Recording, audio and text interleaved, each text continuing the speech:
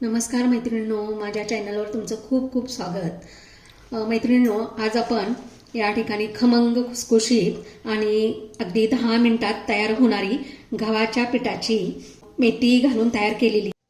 आज आपण 1 कप गव्हाच्या पिठापासून झटपट होणारी मेथी पुरी बघणार आहोत. तर त्यासाठी लागणारं साहित्य आहे 1 कप गव्हाचे पीठ, 1 चमचा बेसन पीठ, 2 चमचे बारीक रवा आणि 1 कप मेथी.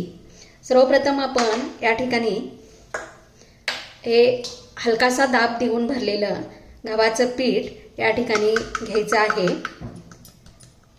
त्यानंतर या पिठामध्ये आपण यामध्ये 2 चमचे रवा घालणार आहे, 1 चमचा बेसन घालायचं आहे आणि यामध्ये हे सर्व मिक्स करून घ्यायचं आहे.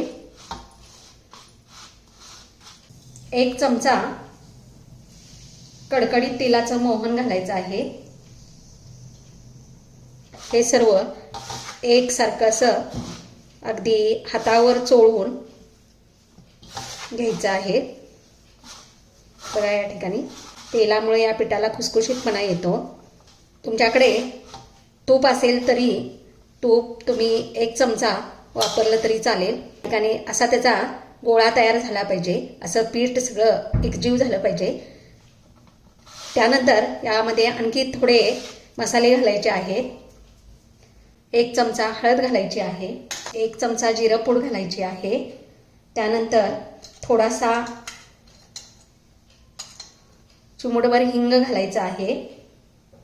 चवीनुसार मीठ घालायचं आहे. 1 चमचा पांढरे तीळ घालायचे आहेत. थोडीशी काळी मिरी ही या ठिकाणी मोठी मोठी चेचून घेतलेली आहे, ती या ठिकाणी घालायची आहे.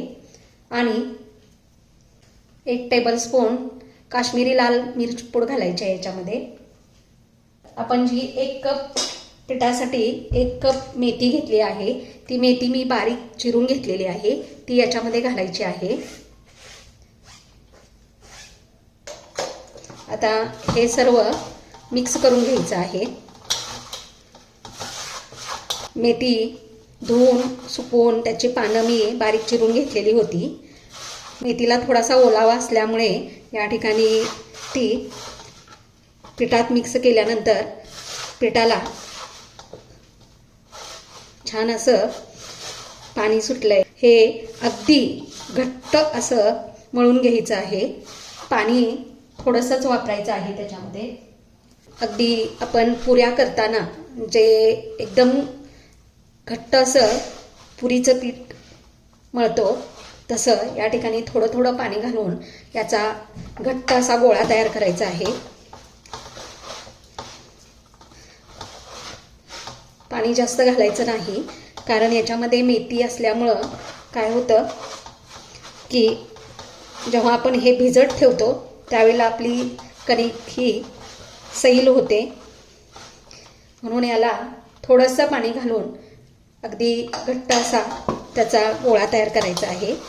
या ठिकाणी बघू शकता तुम्ही, आपला गोळा म्हणून तयार आहे. आता यामध्ये रवा घातला असल्यामुळे हा जो गोळा आहे तो 10 मिनिटासाठी आपण झाकून ठेवायचा आहे. या ठिकाणी 10 मिनिटं झालेली आहेत. बघताय, या ठिकाणी आपण जो हा गोळा केलेला होता त्याला सॉफ्टपणा आलेला आहे. आणि आता आपण याला थोडंसं तेल लावून पोळपाटावर लाटून घ्यायचं आहे. ह्या गोळ्याला थोडंसं पीठ लावून आपण पातळ अशी पोळी लाटून घ्यायची आहे.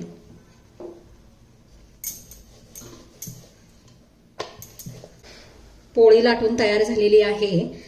आपल्याला कुरकुरीत अशा पुऱ्या करायच्या आहेत, त्यामुळं जाडसर पोळी लाटायची नाही. आणि पातळ अशी पोळी लाटून झाल्यानंतर त्याला असे बारीक बारीक या फोकच्या साहाय्याने छिद्र पाडायची आहेत आणि त्यानंतर याच्या पुऱ्या पाडून घ्यायच्या आहेत.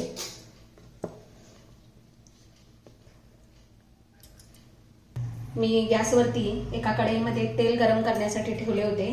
ते आपले तेल गरम झालेले आहे. त्याच्यामध्ये अगदी गरम झाले की नाही बघण्यासाठी थोडंसं पीठ टाकून बघायचं आहे. बघा या ठिकाणी आपलं तेल चांगलं कडलेलं आहे.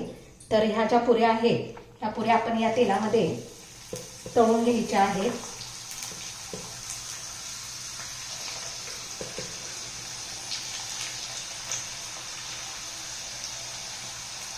खालची बाजू कंप्लीट भाजल्यानंतरच आपण वरची बाजू भाजायला पलटायची आहे.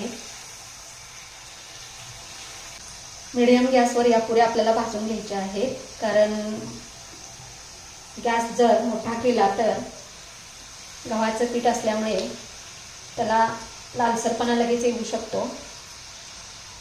आपल्या पुऱ्या या मस्त सोनेरी रंगावर तळून तयार आहेत. तुम्ही इथे बघू शकता आपल्या पुऱ्या तळून तयार आहेत आणि किती सुंदर याला रंग आलेला आहे. आता ही पुरी थोडीशी थंड झाल्यावर आपण हातात घेऊन बघायची आहे. बघा कसा आवाज येतोय कुरकुरीत असा. त्यावर चोळलं तरी या ठिकाणी आपल्या हाताला अजिबात तेल लागत नाही. बघू शकताय तुम्ही या ठिकाणी.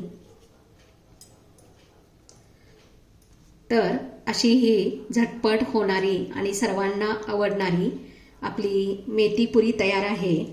तर तुमची मुलं जर मेथीची भाजी खात नसतील तर अशा रीतीने मेथी पुऱ्या करून त्यांना मेथीची भाजी कशी चांगली आहे हे दाखवू शकता. माझी ही रेसिपी तुम्हाला आवडली असेल तर चॅनलला लाईक अँड सबस्क्राईब करायला विसरू नका.